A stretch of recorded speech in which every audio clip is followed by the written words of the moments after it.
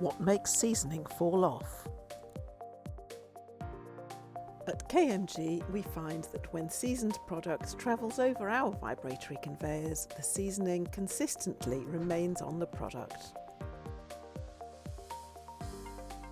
Here you can see an extruded seasoned product. The seasoning is remaining on the puffed balls.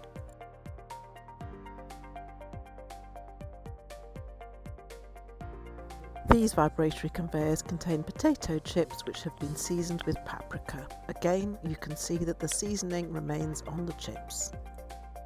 Maybe the correct question is, what makes seasoning stay on?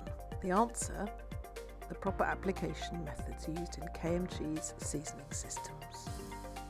Using the KMG patented FlowWeigher powder dosing unit and a seasoning drum which is specified and designed for your throughput will guarantee unrivaled seasoning accuracy and adhesion.